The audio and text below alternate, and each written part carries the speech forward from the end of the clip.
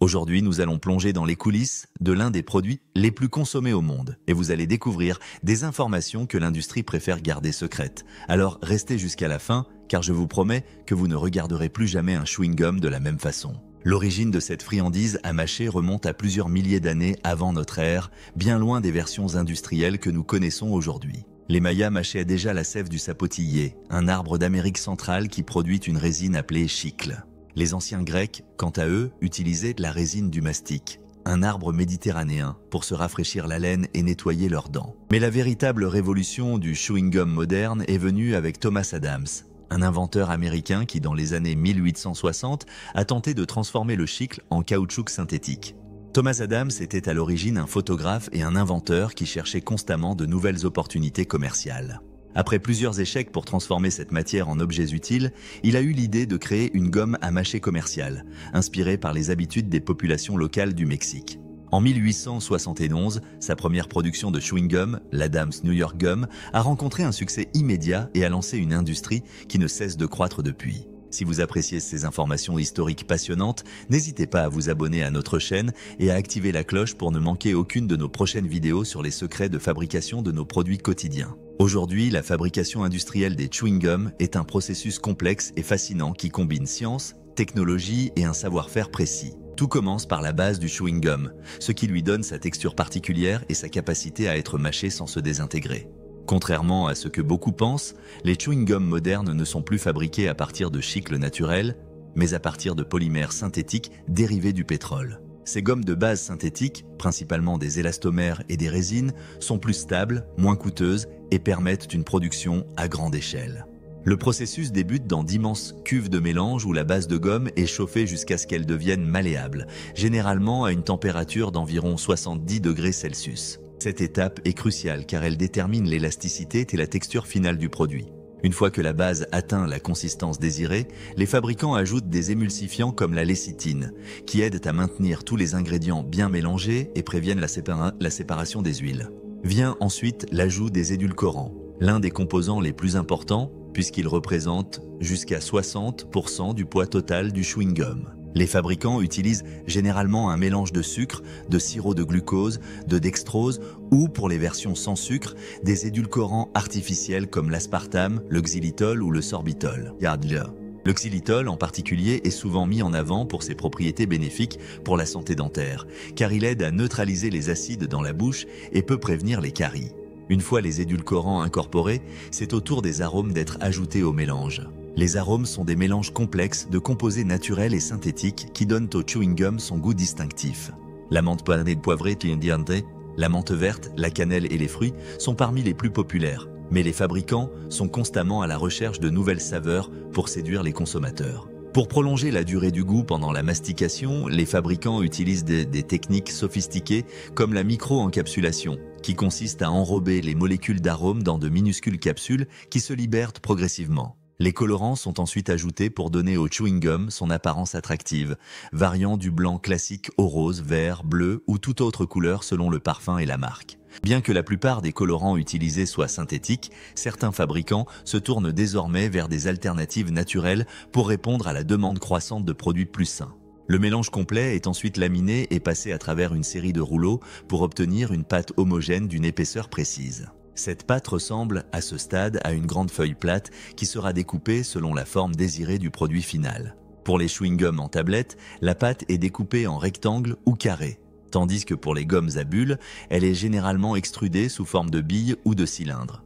Les dragées, quant à elles, subissent un processus supplémentaire où un noyau de gomme est enrobé de couches successives de sucre durci dans d'immenses tambours rotatifs appelés bassines de draguification. Ce processus peut prendre plusieurs heures, voire plusieurs jours, pour obtenir la coquille parfaitement lisse et brillante que nous connaissons tous. Une fois formés, les chewing-gums sont refroidis pour durcir et faciliter leur manipulation. Ils passent ensuite par une phase de conditionnement où ils sont emballés dans des papiers spéciaux ou des blisters en plastique selon leur type.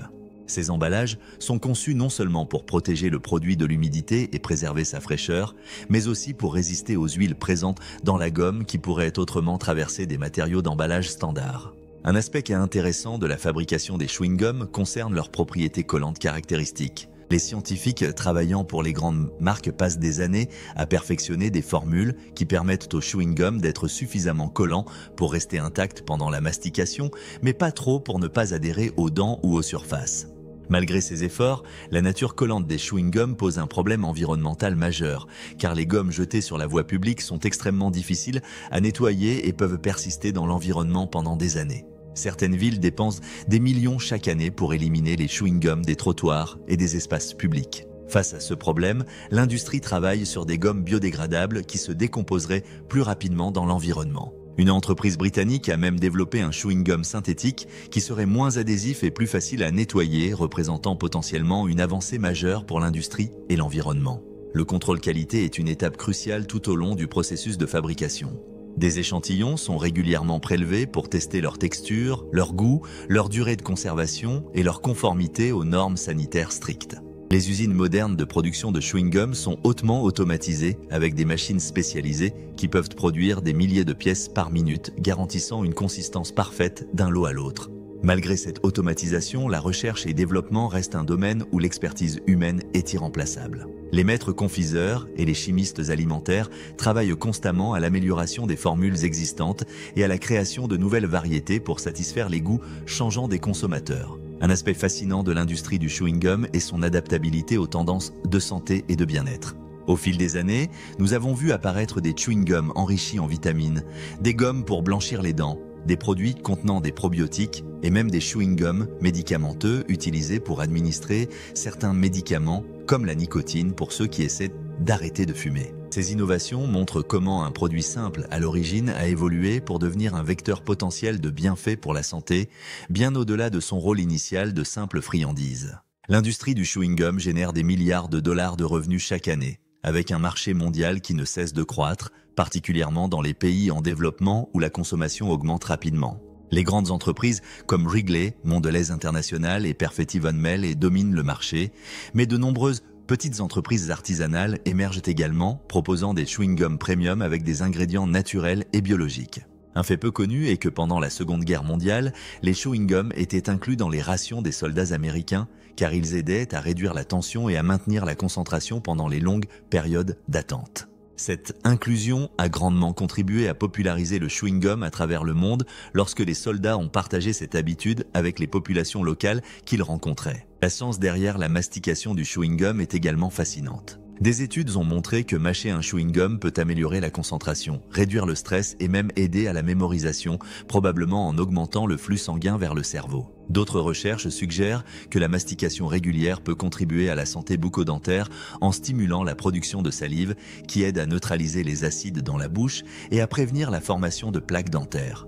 Alors la prochaine fois que vous déballez un chewing-gum, prenez un moment pour apprécier le voyage extraordinaire qu'il a parcouru depuis les laboratoires de recherche jusqu'à votre bouche, un voyage qui combine science, ingénierie et créativité pour produire ce petit plaisir quotidien que des millions de personnes à travers le monde apprécient. Et n'oubliez pas que derrière chaque chewing-gum se cache une histoire fascinante de l'ingéniosité humaine et de notre quête constante pour améliorer même les choses les plus simples de notre vie quotidienne.